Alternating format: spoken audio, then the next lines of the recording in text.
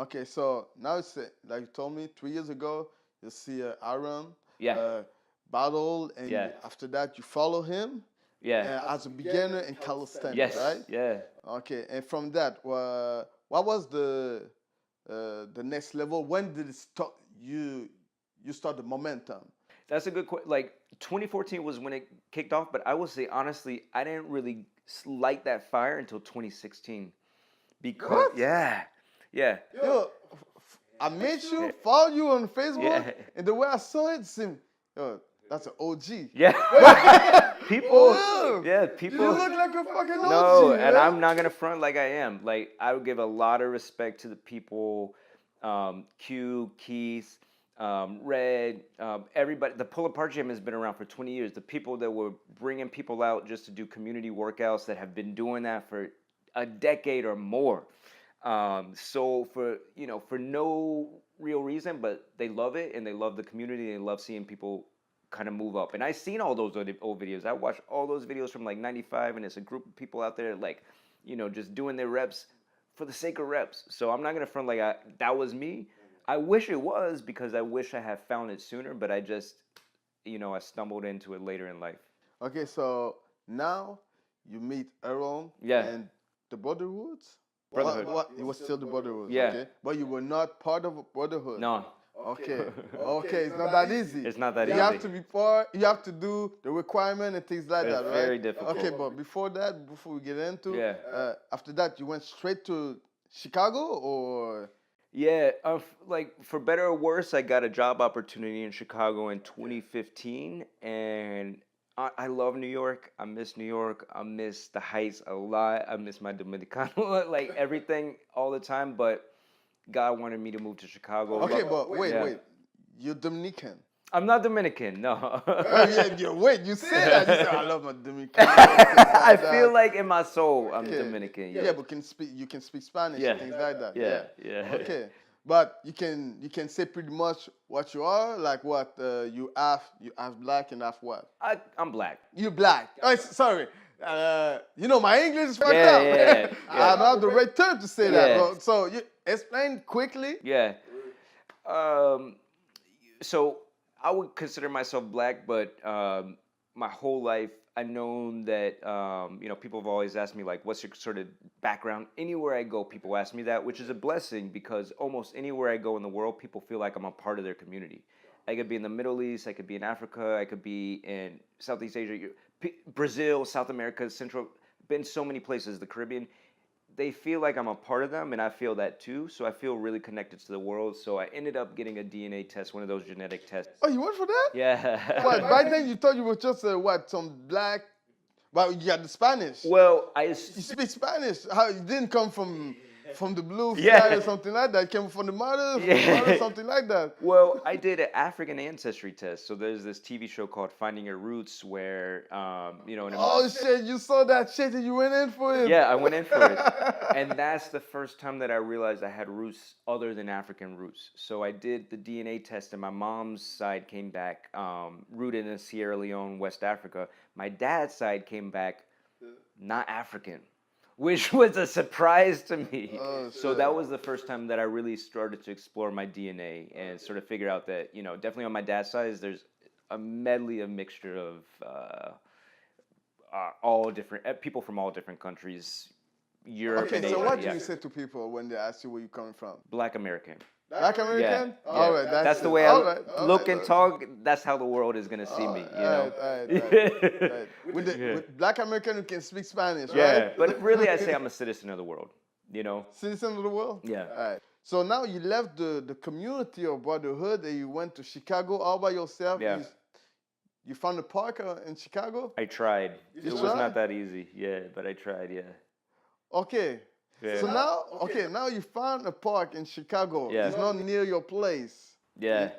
And now you do all you need to do to build some strength, Yeah. improve yourself. Yeah. And at that point in your mind, you was studying competition to think about doing competition Hell at this yeah. time. Yeah. 2014, I wanted to compete right away. Right away? Yeah, even when I wasn't ready. That's why I see a lot of people that are like, "Oh, I'll compete next year," or like next one. me, even if I wasn't ready, I'm like, put me in there. Put me in there right away. Okay, but wait. Yeah. Well, at this time, you were already doing some rap, some incredible rap on rap and sets. And, No. Okay, you just go out there and test yourself. Yeah, even if I don't, how do you know where you're gonna fall until you try? So I don't know if I'm gonna be that good. And like I said, I was athletic, so I thought I would have some pretty good success with it. But it is humbling when you go out there and you don't. Okay, Like well, 35, 40 pull-ups is not that easy. What? 35, 40 pull-ups is not that easy. So you go out there, you're like, oh, I'm in shape, and you hit 18, 19. You're like, okay, reality check, yeah. 18, 19, yeah, but a lot of people cannot even do 19 Yeah. or 20. Well, that's why I thought, okay, I must be somewhere near the top of the field, but then I realized soon that's not So good enough. you did have potential, Yeah. something like it was not like something really. That was not the big weakness. Doing that, Yeah, you did have your weakness, but Yeah. that was not something. Oh shit, that's over my head. yeah, I had the ability to grow into it. Oh, Yeah, okay, Yeah. okay. That's great. yeah. So you're in chiraq, Yes. but was it called chiraq at this time? Oh yeah, 3 years. Yeah, Oh yeah. shit! But you didn't think about it? I don't know. Well, so I don't think about it.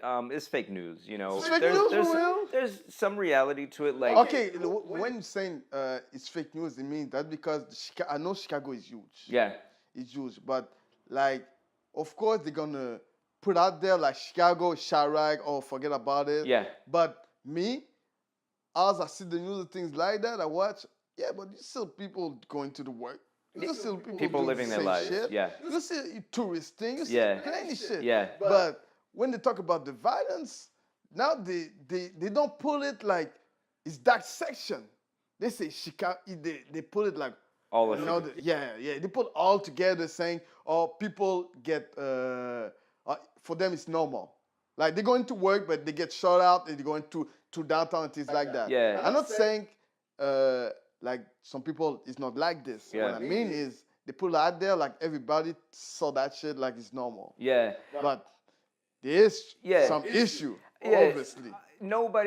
The world should not have to deal with this level of violence anywhere. So whether it's Chicago or anywhere else, it's unacceptable and it's horrible that it exists, but it's the reality. So it is true that these things do happen, and it does happen all over Chicago. I will say that the way that they position it makes you think that it's flooding us with that all day, all night. No, we still continue to persist and rise up despite that it happens all around us. And it's nothing that hasn't been happening since the 60s, the 90s. It's nothing new. They just changed. It used to be carjacking.